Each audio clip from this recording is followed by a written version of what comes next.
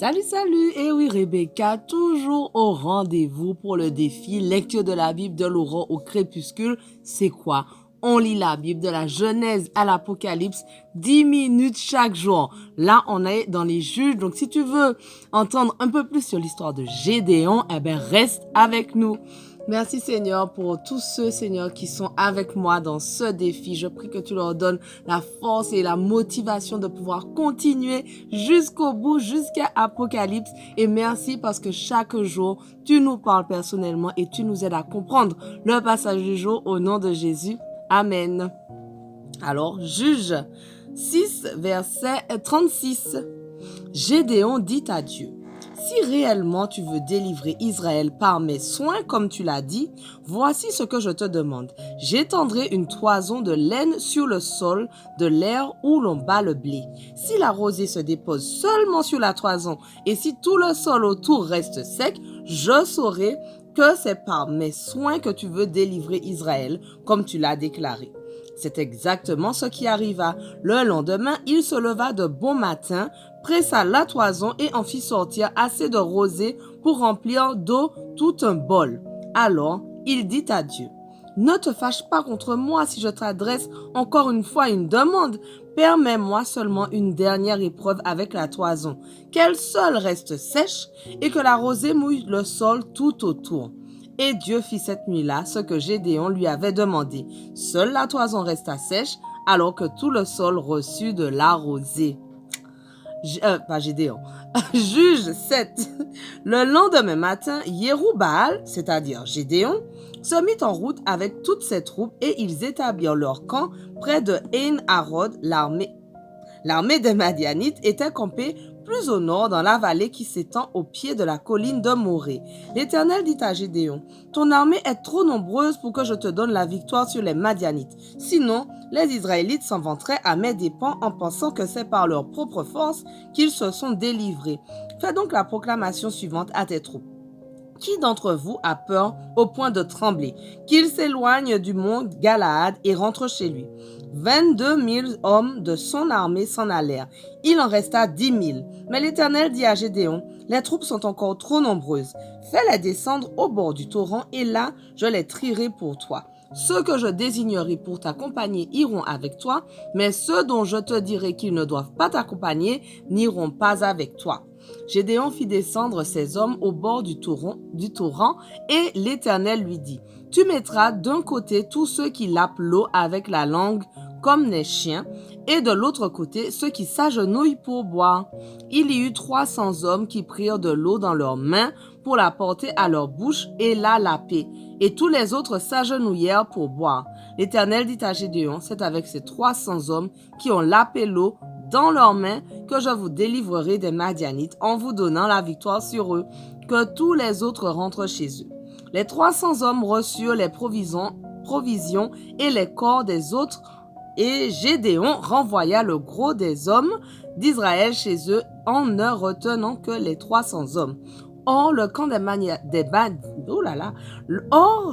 des Madianites était en dessous du sien dans la vallée. Cette nuit-là, l'Éternel dit à Gédéon: va, descends attaquer le camp Madianite, car je le livre en ton pouvoir. Cependant, si tu as peur d'y aller, vas-y d'abord avec ton serviteur Pourra. Écoute ce qu'ils disent et cela t'encouragera. Tu descendras ensuite attaquer le camp. Gédéon descendit donc avec son serviteur Pourra jusqu'aux avant-postes du camp. Les Madianites, les Amalécites et les nomades de l'Orient étaient répandus dans la vallée en aussi grand nombre qu'une nuée de sauterelles, et leurs chameaux étaient innombrables comme le sable au bord de la mer.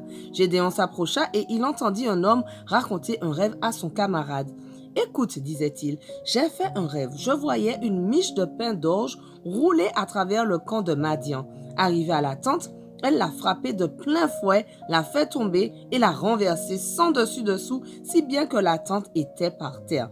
Son camarade répondit: cela ne représente rien d'autre que l'épée de Gédéon, fils de Joas, comme homme d'Israël, à qui Dieu donne la victoire sur Madian et toute l'armée.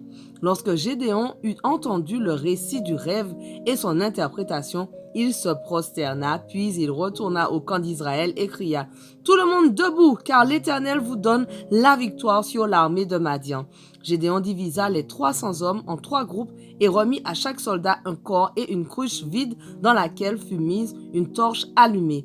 Il leur dit, « Vous me regarderez faire et vous ferez exactement comme moi. Je vais m'avancer jusqu'aux abords du camp. Quand j'y serai arrivé, vous n'aurez qu'à m'imiter. Quand je sonnerai du corps avec ceux de mon groupe, vous sonnerez aussi du corps tout autour du camp et vous crierez « Pour l'Éternel et pour Gédéon !»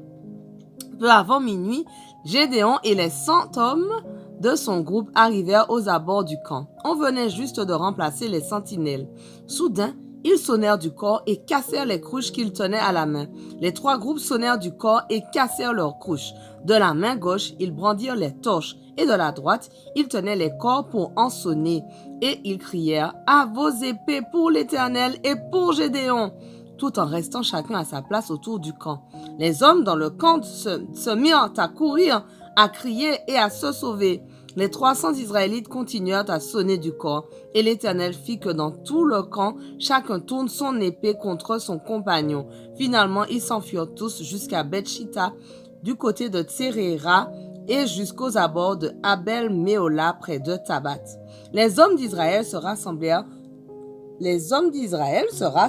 oui, ceux des tribus de Nephtali, d'Azer et de tout Manassé s'unirent et se lancèrent à la poursuite des Madianites.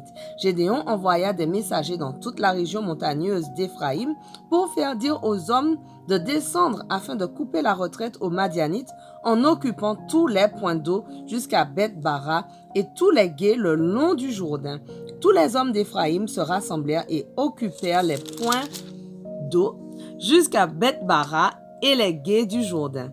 Ils capturèrent 2 chefs madianites appelés Oreb et Zéeb. Ils tuèrent le premier au rocher d'Oreb et le second au pressoir de Zéeb. Ils poursuivirent les Madianites et rapportèrent les têtes d'Oreb et de Zéeb à Gédéon, qui se trouvait alors à l'est du Jourdain. Juge 8, c'est pas pourquoi je veux dire Gédéon. Juge 8, les hommes d'Éphraïm dirent à Gédéon, « Pourquoi as-tu agi de cette manière envers nous? Pourquoi ne nous as-tu pas appelés en renfort quand tu es parti combattre les Madianites? » Et ils leur prirent violemment à partie. Gédéon leur répondit, « Qu'ai-je fait en comparaison de vous? Le grappillage d'Éphraïm a été plus productif que toute la vendange de la famille d'Abiézer. Après tout, c'est à vous que Dieu a livré les chefs Madianites, Oreb et Zéeb. Qu'ai-je pu faire en comparaison avec vous? » Ces paroles apaisèrent leur colère. Lorsqu'il atteignit le Jourdain, Gédéon le traversa avec les 300 hommes qui l'accompagnaient. Malgré leur fatigue, ils continuaient à poursuivre l'ennemi. Arrivé à la ville de Sukkot, Gédéon dit à ses habitants, « Donnez, je vous prie, des miches de pain aux hommes qui m'accompagnent, car ils sont épuisés, et je suis à la poursuite de 2 rois madianites, Zéba et Tsalmouna. » Mais les chefs de Sukkot lui répondirent, « Tiens-tu déjà Zéba et Tsalmouna en ton pouvoir pour que nous donnions du pain à ta troupe? » « Eh bien, riposta Gédéon, quand l'Éternel aura livré Zéba et Tsalmouna en mon pouvoir, je vous fouetterai avec des chardons et des épines du désert. » De là, Gédéon se rendit à Pénuel où il adressa la même demande aux habitants. Il reçut la même réponse qu'à Sukkot et déclara aux gens de Pénuel, « Quand je repasserai une fois le combat terminé, je démolirai cette tour. » Or, Zéba et Tsalmouna s'étaient retranchés à Karkor avec leurs troupes qui comprenaient 15 000 hommes. C'était tout ce qu'il leur restait de la grande armée des Bédouins de l'Orient. En effet, 120 000 soldats étaient déjà tombés. Gédéon prit la route des caravanes de nomades à l'est de Noba et de Yogbéa et attaqua le camp ennemi qui se croyait en sécurité. Les 2 rois de Madian, Zéba et Tsalmouna, s'enfuirent. Gédéon les poursuivit, il les captura tous les 2 et sema la panique dans toute leur armée. Lorsque la guerre fut terminée, Gédéon, fils de Joas, retourna par la montée de Hérès. Il mit la main sur un jeune homme de Sukkot qu'il questionna et qui lui inscrivit les noms des 70 chefs et responsables de Sukkot. Gédéon alla retrouver les habitants de Sukkot et leur dit, « Rappelez-vous comment vous m'avez insulté en disant, « Tiens-tu déjà Zéba et Tsalmouna en ton pouvoir pour que nous soyons obligés de te donner du pain, à tes gens fatigués? Eh bien, les voilà. » Notre passage du jour touche à sa fin, mais on continue dès demain. Sois au rendez-vous, on ne lâche rien. Allez, sois béni.